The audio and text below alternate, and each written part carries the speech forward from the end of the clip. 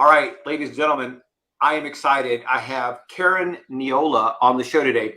Karen Neola is the owner and founder of myperfectpet.com, the first company to launch cooked frozen pet food nationally. And she's got kind of a cool story, kind of a sad story, but I'm excited to have her on the show and talk about what she does, how My Perfect Pet got started, and some of the challenges that she's had. Before we get started, I want to say hello to After School's All-Stars. So if you're looking to support a great charity, afterschoolallstars.org, they help something like 250,000 children nationwide with after-school programs, no cost to them. Check them out, After School All-Stars. They do great work. Anyway, let's get the party started. Karen Neola from myperfectpet.com. Welcome to the show. Thank you very much. Pleasure to be here. All right, so I know there's a little bit of sadness to your story, but why don't you tell the audience a little bit about My Perfect Pet and how you got started? Well, My Perfect Pet actually started after the fact. I don't have children. I have puppies and kittens, and I've had a variety of animals. When I was growing up, my parents nicknamed me Karen's Reject Animal Farm because if there was anything they needed at home, I tried to bring it home. You know, if my parents said no, then I tried to hide it in my bedroom. But I've had dogs and cats most of my life. Now I just have dogs. But my dog Hunter, my lab, died very unexpectedly January 3rd of 2007. And I subsequently found out that that was because of a number of pet foods that I'd been feeding, kind of a, little rotation diet. And all of those pet foods ended up being recalled, starting in March and on. And I was devastated and I was angry. I felt very betrayed by pet food companies. And the more I learned about what was in the ingredients in the pet food and the more I learned about the pet food industry in general, the angrier I became. So I swore I would never buy commercial pet food again and I would start making my own. And if I wanted to make my own, it was going to have to be perfect. And now you know where I got the name, My Perfect Pet. But I started initially with a drive to educate pet owners on how to make healthier choices. If pet owners knew what was really in the pet food that they were feeding, they would be able to make healthier choices and we would have healthier pets. So my business model actually started as a nonprofit trying to educate pet owners on how to make healthier choices for their pets. The mission statement has never changed: improving pet health through education and nutrition.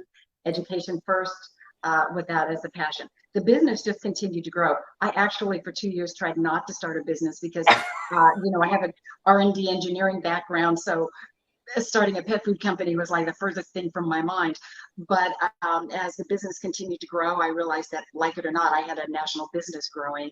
And so it has become now the passion to not only supply what I believe is the healthiest pet food available, but also to continue the mission for educating pet owners on how to make healthier choices for their pets, because at the end of the day, that's what it's all about.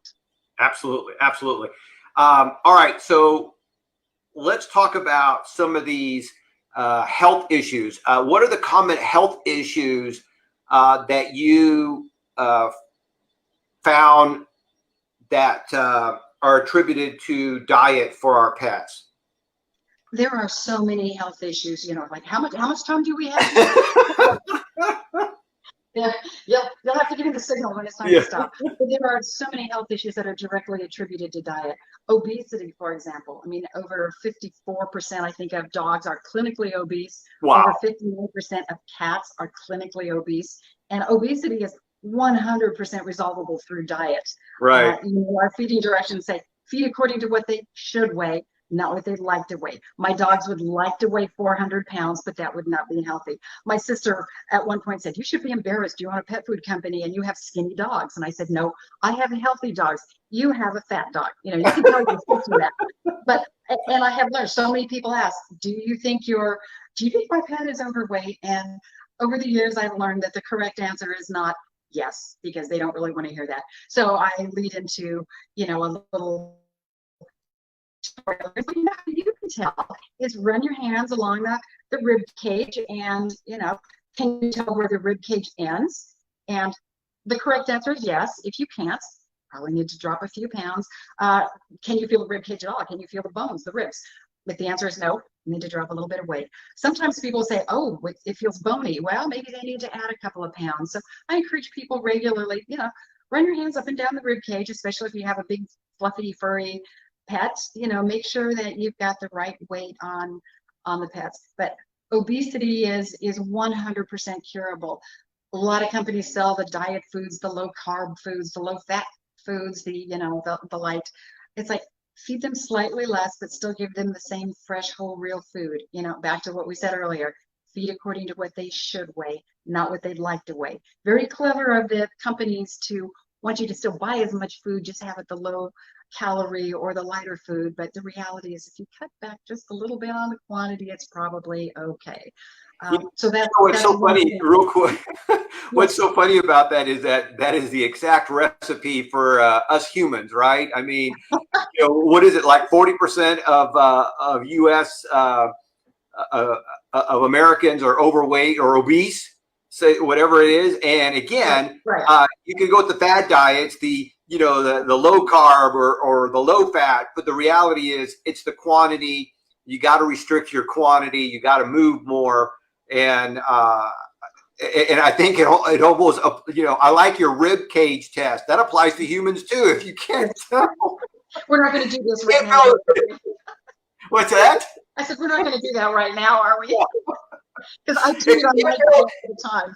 But, that's it. If you can't feel your ribs, then you probably need to lose a little bit. Right. Cut out a little bit of that dessert. But, I'm a real stickler with the pets. And often I hear parents say, well, they blame it on the kids. Well, the kids feed the dogs a lot of treats. Okay, try taking a third of the food for breakfast and a third for dinner, and then a third put into the treat bowl for the kids and say, all right, you can feed the dog the treats or the cat anytime you want. This is yours to feed as treats. At the end of the day, they still got their regular food. But yes, I agree with you. Much easier said than done. Yeah. Well, okay, so this is interesting to me because how do you know how much food you should feed your dog? What's the formula for that? Well, I wish I could tell you that there's an exact formula, one size fits all. It's kind of like people, some people, it's like they barely eat and it seems like they struggle with weight, and others can go out and it seems like, wow, they eat 4 times as much as I do and they never put on a pound. So metabolisms do vary, but feeding guidelines are based on averages. So if your dog gets out and runs with you 5 miles every morning, they're going to burn more calories than if the dog sits like, mine is doing right now, sits under my desk sound asleep. It's like, okay, she's not burning very many calories. So there are general feeding guidelines of this is what they should eat based on the weight that they should be, not the weight they are. If they're overweight, don't feed the fat. If they're underweight, don't starve them. So what should they weigh? Follow those feeding amounts, and then adjust slightly up, slightly down, depending on activity level, age, breed, metabolism. I used to have that all laid out in a matrix when I started, and people would say, oh, your food is far too confusing. And it's like, okay, well, I didn't need to make it confusing then. So we published the general guidelines. This is how much per day for this average dog. And then feed accordingly. Puppies are going to burn a lot more, so puppy formulas you always need to feed a little bit more for them, and older dogs, almost always you need to feed a little bit less.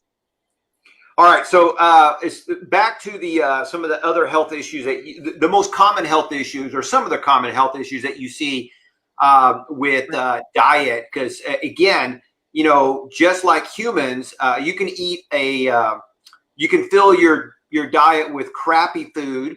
And there's certainly lots of crappy pet food out there.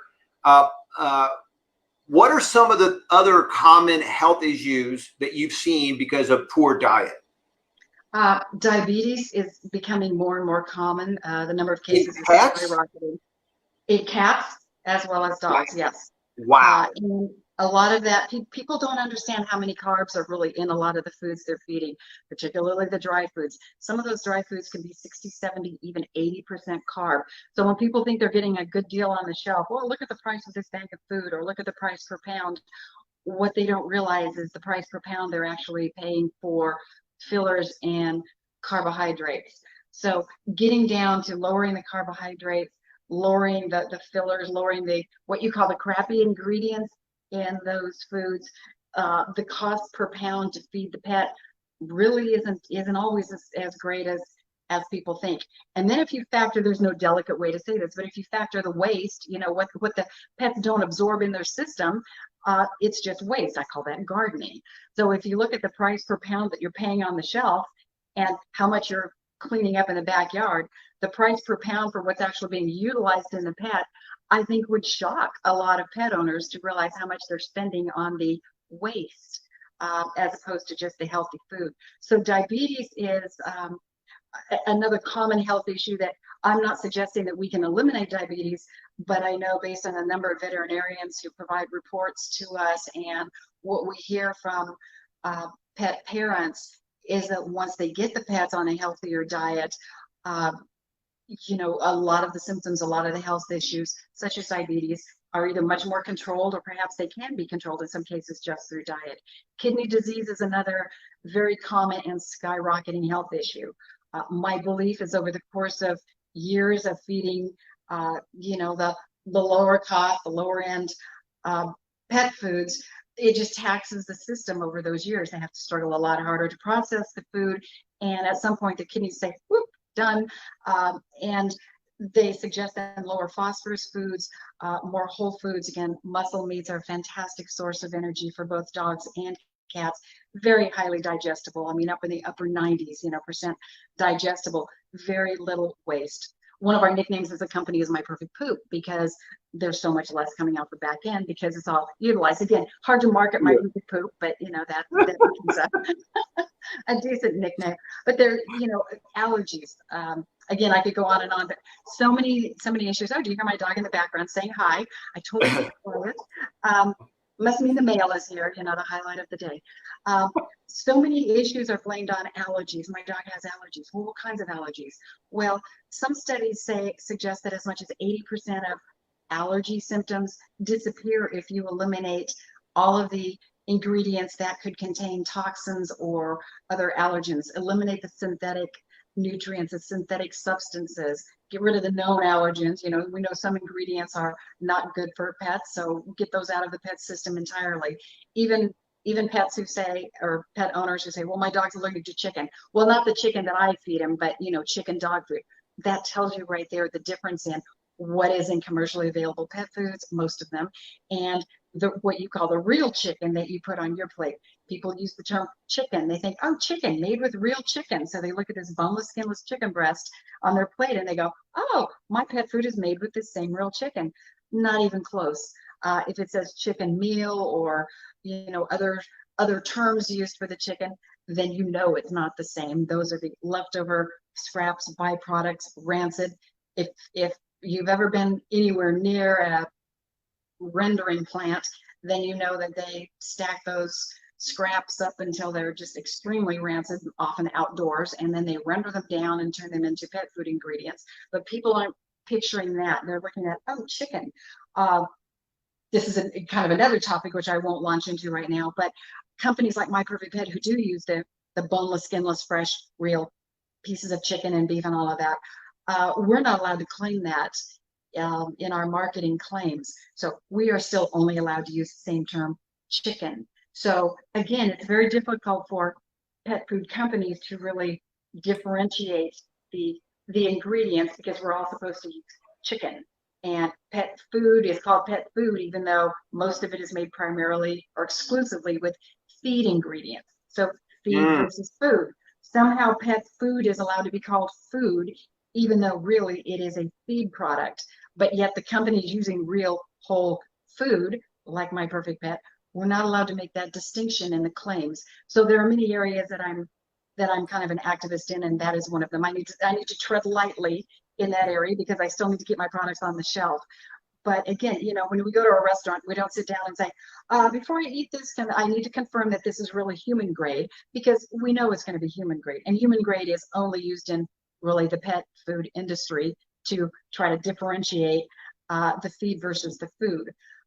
But pet food companies don't need to state not fit for human consumption on every label because it's just assumed that it's not. So the challenge then is on the companies who do follow those same higher food standards to be able to differentiate those. So I'm getting off a little bit of our ingredients or the health issues. I'm getting back to allergies, which a lot of times when you eliminate all of those other types of ingredients and just go on fresh whole food, it's like magic. Those allergy symptoms seem to disappear, because I think, number one, you don't have those in the pet system, and two, you're helping to boost a healthier immune system so that the system is able to kind of, work those things out internally. So anyway, there's a long list of health issues that we know can be directly attributed to diet if people understood how to make those healthier choices. Absolutely. But again, what's interesting is the parallel between the human food and the pet food, because again, there are a lot of companies out there that will tell you, will market their food as healthy, and there's just a bunch of crap in it. And this, again, for human consumption, there is a chain of restaurants that got busted for serving fish as salmon when it was actually something else. So if they're doing this to humans, the standard is even less for our pets. And of course, somebody who loves their pets, they're not just inanimate objects. Our pets are part of our family, and we love them like that, right? And I think that most people who are passionate about their pets probably are conscious to see what they're being fed. So let me ask you this: what should we be looking for in a pet food? Because again, you go to the supermarket and there's all these dry dog foods and cat foods as well. And my vet has told me that dry dog food is still the best. And is that true? I mean, give me your take on what should I be looking for as far as dry dog food or dry cat food. What ingredients should I avoid? Talk about this a little bit. Well, I need to be careful because, again, I don't want to offend the wrong right. people. I don't feed my pets any dry food at all. Zero. Not every budget can afford exclusively fresh food, but I know far too much about what goes into the dry foods, the kibbles, and I've been in far too many meetings where people lock elbows and say, well, we know what we all really do. And I'm like, good to know, because I don't really do that. But I know that fresh is best, and so I personally don't feed dry food at all. There are certainly higher ends and lower ends. So I encourage people, no matter what type of food you're feeding, try to move to a higher end. Okay, how do we know what that higher end is? I think a lot of the claims out there should be criminal for what they're stating, because pet owners are bombarded by claims from every company. We're all saying the same thing. We've got such a narrow band of what we're allowed to say and what we're not allowed to say. So we all kind of say the same thing because we're so limited by the regulations. But looking for pet food ingredients, one key is look at your list, particularly in dry food, because it all has to have supplements, synthetic supplements put in order to produce a kibble product. But if you look at that list of ingredients, know what every one of those ingredients is. When you see this long list of synthetic amino acids, well, proteins are comprised of amino acids. So one sure way to tell how much real meat your pet food has in it is to look at that list of amino acids. If they have to add synthetic amino acids, there's not a lot of real meat. Another test is whether or not it can sit on the shelf for months and months and months. If it's made with real meat and it doesn't have preservatives, it cannot sit in the shelf for months and months. Nobody argues that bologna isn't highly processed and preserved, but you know what your bologna looks like after a few weeks in the refrigerator. So apply the same principle to your pet foods. Does it have real meat? Well, think about what is in it. Look at the ingredients list.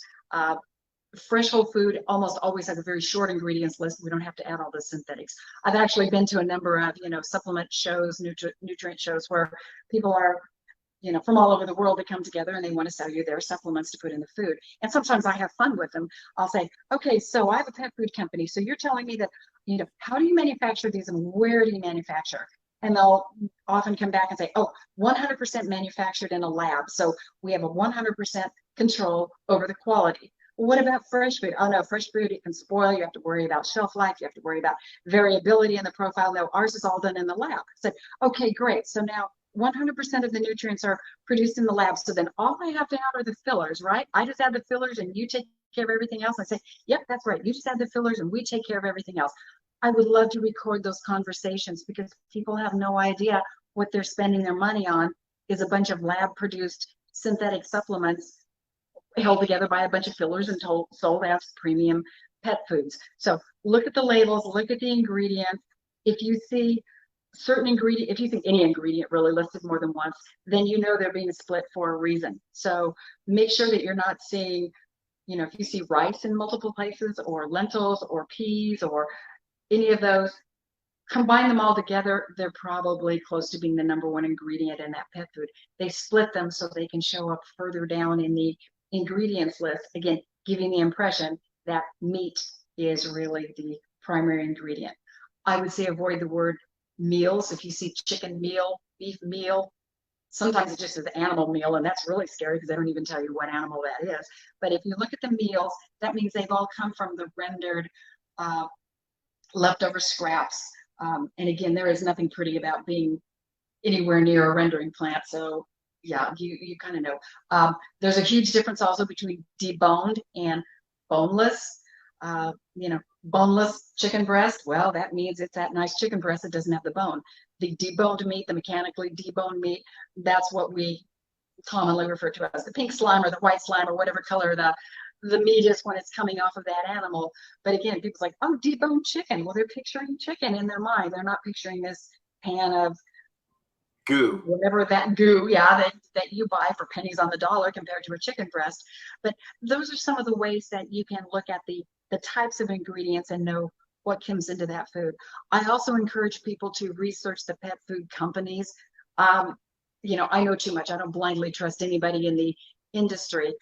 But again, knowing the reputation, because we're limited in what we can say, but does the company have a reputation for fresh whole foods? Do they disclose where their sources are, or, to the extent that we're allowed to state?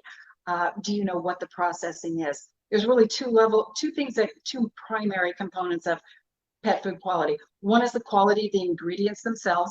The other is the quality of the processing. Now, if you take the low quality rendered processed, meat meals, you cannot process them into healthier food. I mean, you start with low quality ingredients and a low quality product. You can take really good quality products and kill them. I mean, I could take my chicken breast and leave it on the barbecue and turn it into a complete briquette, and it's not going to be very nutritious. So you can process them to death. But again, if you look at the ingredients themselves, how they're processed, the standards that they use to process, and then whichever is the lower is going to be the quality of your finished product. Yeah, it reminds me of the first thing they teach you about about computers, right? Garbage in, garbage out. That is true. Oh. Garbage in, garbage out, and you get a lot more garbage out. Again, people don't stop and think about what is really going through the pet. Their digestive tract is a lot shorter than ours.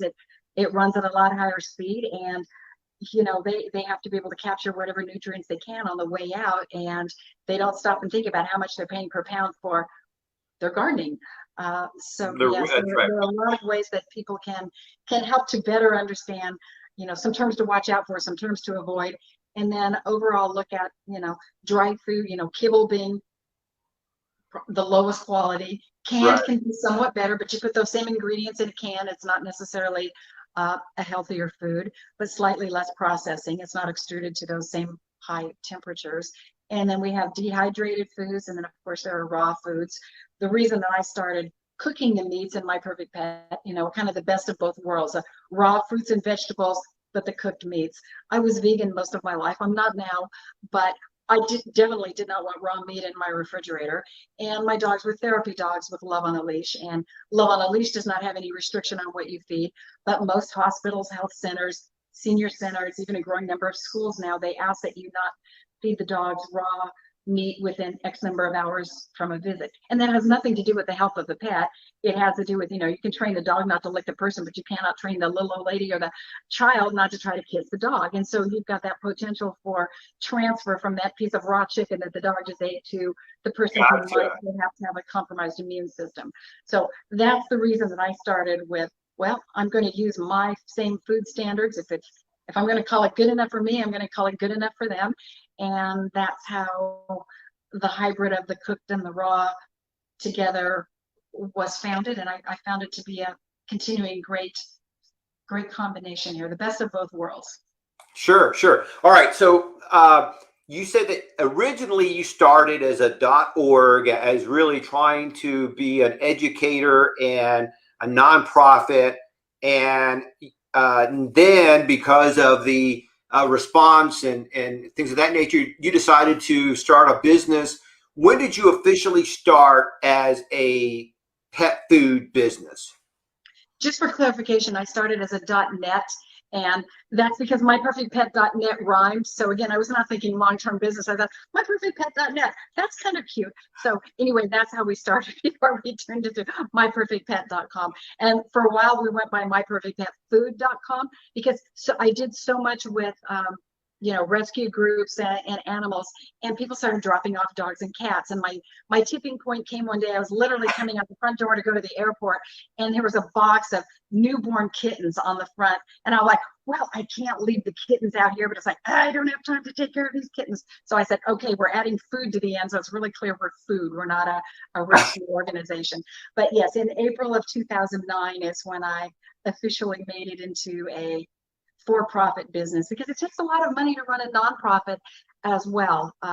So now, like I said, I'm trying not to be a nonprofit now, but my passion remains the education, so people understand how to make healthier choices. And also, I think what I would just call basic truth in labeling. Pet food companies ought to be held accountable for the terms that they use and the standards that they use.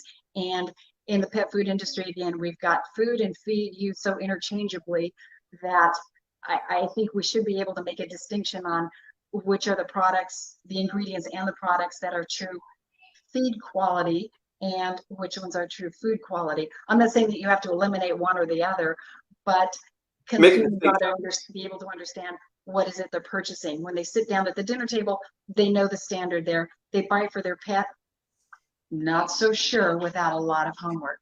So that's where I believe that a little more ability for companies to be upfront and then be held accountable for the claims they make. If they make a claim and they're not accountable for it, then let's get them. That's right. That's right. All right. So so you started as a pet food company in 2009. Right. And how did you do your marketing? I mean, because at this point you probably already had a built-in audience or customers vying for for your food. Did you start with that, or did you start with a big marketing budget? Talk about how you grew your company. I still don't have a big marketing budget, by the way. I would love that. That would make a lot of these issues go away. So no, I started with word of mouth. Again, I started small. I said, okay, started in San Diego. I don't really want to do anything outside of San Diego. This San Diego is plenty large. But I had people then who moved out. One dog in particular, he said his dog had tremors until he went on my food. He goes, what do you put in the food that got rid of the tremors? I'm like, I don't know. I think it's just good, healthy food. Well, he moved out of state, but he would fly through San Diego and say, will you meet me at the airport, and so I can still keep the dog on the food? Well, then I had more and more requests. Can we start shipping the food? So it just grew. So it really has been true organic growth. I am now trying to get a little more active in social media, because social media is a good way that people can hear about you, because it's very personal. What you feed your kids. I mean, first and foremost, I'm a pet mommy. So these are my babies, these are my kids. Mine don't get one supplement. They don't get anything that doesn't come out of My Perfect Pet. I mean, I believe it's the best. Excuse me. And if I feel like I need to supplement with anything else, then I think my integrity is violated, because I'm feeding what I believe is the best diet, and it's a pure diet. Excuse me. So it kind of chokes me up just thinking about that. So I lost my train of thought here because I choked a little bit. No problem. Okay, so let's talk about this. All right, so you started growing the company organically. I think that's great. And so as you started to grow, do you remember hitting maybe like a plateau or an obstacle or something like that? What was your first big obstacle that you've hit? Anything that comes to mind? Well, a lot of big obstacles, but one of the first one was learning. Well, there are a couple things I've learned.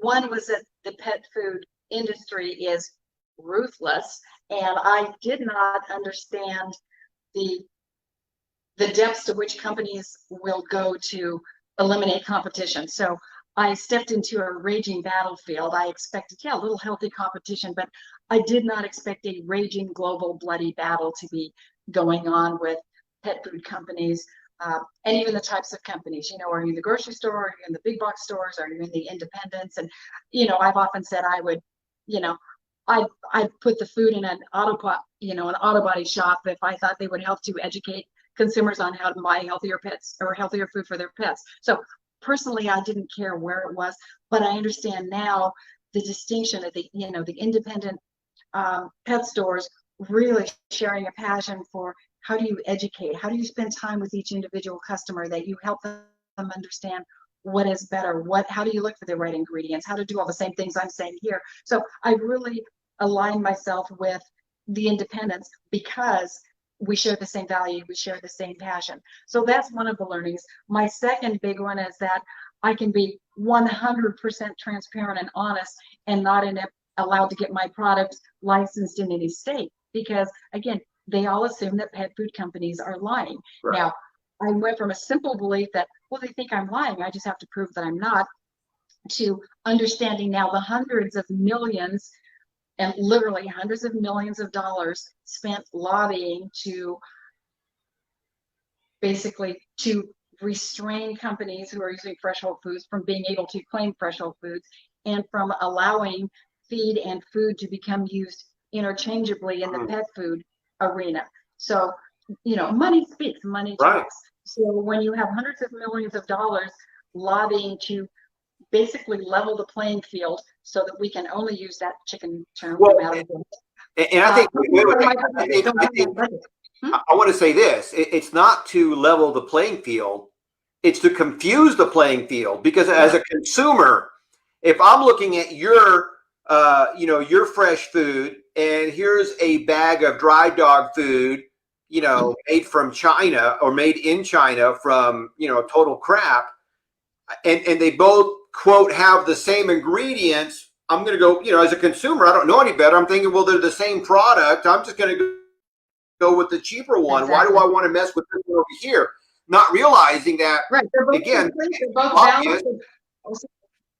I was going to say that the industry bigwigs have confused the playing field. That's we see this not only in pet food, but they do this with other consumable products. Mm-hmm. We just see it, I think, I'm closer to pet food. I think we see it on a larger scale because, again, truth in labeling, a lot of consumer advocates out there, very limited what you can get away with in the pet food. But yes, you're right. It's people look at the label, they're both complete, they're both balanced, they're both made with real chicken. Hey, why not save the money and buy this one? There's enough misinformation and partial truths out there that it does really add to the confusion. So, one of my favorites as well, dry food helps clean the teeth. Well, periodontal disease is number 2. That is right under obesity. Actually, in some cases, some studies show that periodontal disease in dogs and cats is actually higher than obesity. And wait, back up.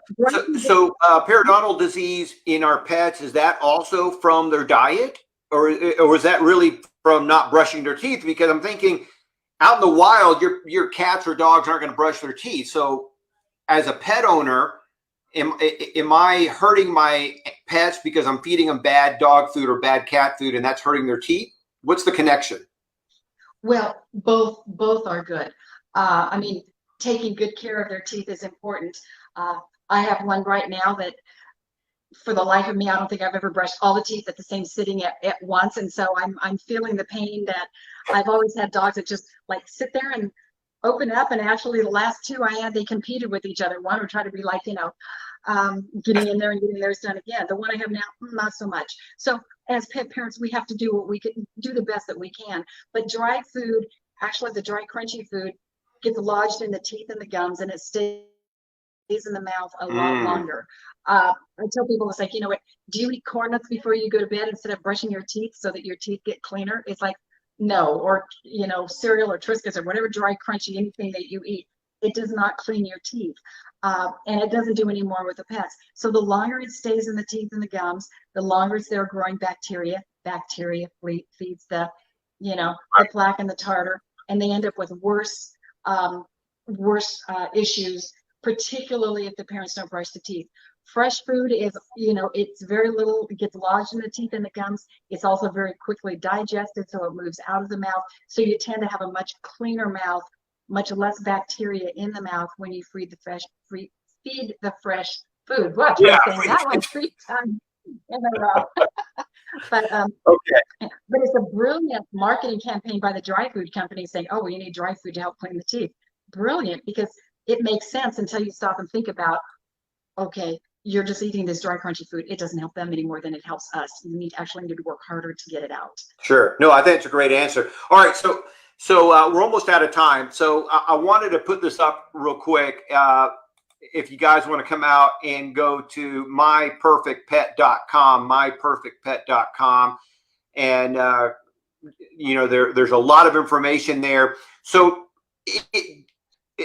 I went to myperfectpet.com. You have dog food and cat food, and talk about how you prepare the food, because you've been talking about using whole foods and superior ingredients. So give us a background.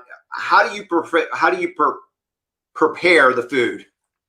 Well, we start with getting only the highest quality food in, so our suppliers know that I'm a real quality freak, and if it's not perfect, we will send it back. So we get the highest quality of the whole foods. The muscle meats, we don't have any bone or any skin come into the facility. So the muscle meats and the fresh fruits and vegetables, we bake the meats. Anything like the, you know, whole grain brown rice, or if we have potatoes or yams or anything that's baked, and then all of the meat is baked individually, and then we clean and grind all of the vegetables to go in raw. And then once those are blended, we add the supplements. We do all the supplements in-house as well. Again, we don't bring anything in that we don't have 100% quality control in-house. It's getting harder and harder to find supplements that don't originate in China or that are manufactured in the US, and the cost is sometimes 100 times more to get the US source. But those are all the ingredients that we bring in. Then we mix them all together and we form them into our signature food bars. And then those are immediately frozen. And once they're frozen, they come out, they get wrapped. We have 2 types of packaging. One is where they're wrapped in individual bars, which makes it very convenient for travel or convenient for thawing, or, you know, if you want to feed a half a bar at a time, you just take half the bar out. We also package in plastic-free packaging, which uses the individual bars, but they're not wrapped in any individual containers. And then those are shipped off to our distributors and then out to retail stores. So it's actually a very simple process. We're much like a bakery, except instead of flour and sugar, we use meat. So we have meat going through the ovens instead of flour and sugar. The rest of the process is pretty much the same. Gotcha. And if I order online today, I can expect my food to arrive in what, 3 to 4 days, or do you guys? Yep. The food arrives the next day. We try to keep the quality as tightly controlled as possible. Yeah, so we actually get the first pick of the meats in, by the way, so we don't get the end of the life meat. We get stuff that's fresher than you can get in your grocery store. But we try to preserve that. So we do freeze immediately. It goes right, it's in the freezer within a shift, and that is shipped overnight, so that by the time you get it, it is still frozen solid. Even if it thawed a little bit, I mean, it will last in your refrigerator a few days. You go on a camping trip, it will last in your cooler for a few days. But we do overnight ship just to make sure that you get it still frozen and with as much shelf life as possible. So overnight shipping is expensive for that, so most people would prefer to go to the store. We subsidize the shipping to the extent we can, but we have to ask people to help a little bit on that shipping. Sure. But we do get it to you as fresh as possible. And as we grow, then we are able to be in more and more retailers across the US, so that people can spend the money on food, because nobody likes to pay for shipping. Right. Well, and it really comes down to what experience you're looking for. you're right. Nobody wants to pay for shipping, but you know, do you want a healthier pet? Do you want a pet that's not going to have diabetes or kidney problems or joint problems? So when you factor in the cost of shipping, you know, over, let's say, the life of your pet, it's probably still cheaper than having to go and have surgery and shots and these, you know, massive medical bills that pile up pretty quickly. So it all depends on what experience you want to have. Karen, we're out of time. I want to say thank you so much for stopping by. It has been a blast. I'm going to put your information up here. Guys can go visit Karen and her team at myperfectpet.com, myperfectpet.com. And Karen, I look forward to having you back again soon. I'd welcome the opportunity. It's been fun. Thank you. All right. Talk to you later.